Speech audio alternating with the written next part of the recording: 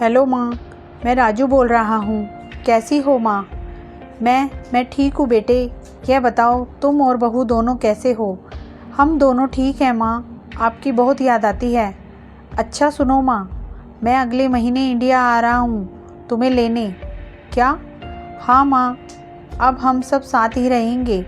नीतू कह रही थी माँ जी को अमेरिका ले आओ, वहाँ अकेली बहुत परेशान हो रही होंगी।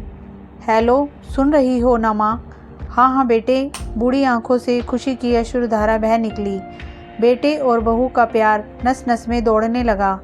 जीवन के 70 साल गुजार चुकी सावित्री ने जल्दी से अपने पल्लू से आंसू पोंछे और बेटे से बात करने लगी। पूरे 2 साल बाद बेटा घर आ रहा था। बूढ़ी सावित्री ने मोहल्ले भर में दौड़ दौड़ कर यह खबर सबको सुना दी। सभी खुश थे कि चलो बुढ़ापा चैन से बेटे और बहू के साथ गुजर जाएगा। राजू अकेला आया था। उसने कहा कि माँ, हमें जल्दी ही वापस जाना है, इसलिए जो भी रुपया पैसा किसी से लेना है वो लेकर रख लो, और तब तक मैं किसी प्रॉपर्टी डीलर से मकान की बात करता हूँ। मकान? माँ ने पूछा। हाँ माँ, अब यह मकान बेचना पड़ेगा, वरना कौन इसकी देखभाल करेगा? हम सब तो अब अमेरिका में ही रहेंगे। बूढ़ी आंखों ने मकान के कोने कोने को ऐसे निहारा जैसे किसी अबोध बच्चे को सहला रही हो। आनन फानन और औने पौने दाम में राजू ने मकान बेच दिया। सावित्री देवी ने वो ज़रूरी सामान समेटा जिससे उनको बहुत ज़्यादा लगाव था। राजू टैक्सी मंगवा चुका था। एयरपोर्ट पहुंचकर राजू ने कहा, माँ तुम यहाँ बैठो, मैं अंदर जाकर सामान की जांच और बोर्डिंग और वीज़ा का काम निपटा लेता हूँ। ठीक है बेटे। सावित्री देवी वहीं पास की बेंच पर बैठ गई। काफ़ी समय बीत चुका था। बाहर बैठी सावित्री देवी बार बार उस दरवाजे की तरफ देख रही थी जिसमें राजू गया था, लेकिन अभी तक बाहर नहीं आया। शायद अंदर बहुत भीड़ होगी, सोचकर बूढ़ी आंखें फिर से टकटकी लगाए देखने लगती। अंधेरा हो चुका था। एयरपोर्ट के बाहर गहमा गहमी कम हो चुकी थी।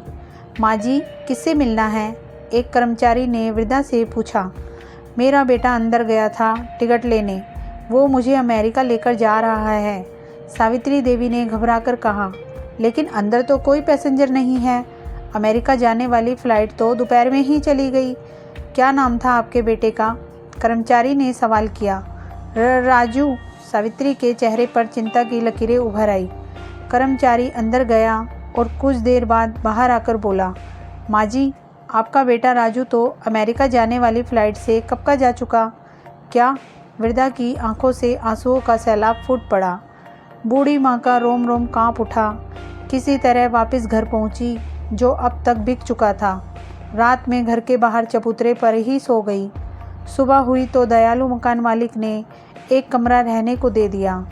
पति की पेंशन से घर का किराया और खाने का काम चलने लगा। समय गुजरने लगा। एक दिन मकान मालिक ने वृद्धा से पूछा, माँ जी, क्यों नहीं आप अपने किसी रिश्तेदार के यहाँ चली जाएं? अब आपकी उम्र भी बहुत हो गई, अकेली कब तक रह पाएंगी? हाँ, चली तो जाऊं, लेकिन कल को मेरा बेटा आया तो यहाँ फिर कौन उसका ख्याल रखेगा? आँख से आंसू आने लग गए दोस्तों। विनती, माँ बाप का दिल कभी मत दुखाना। दोस्तों, कहानी पसंद आई हो तो इसे लाइक कीजिए और मेरे चैनल को सब्सक्राइब कीजिए। Thank you.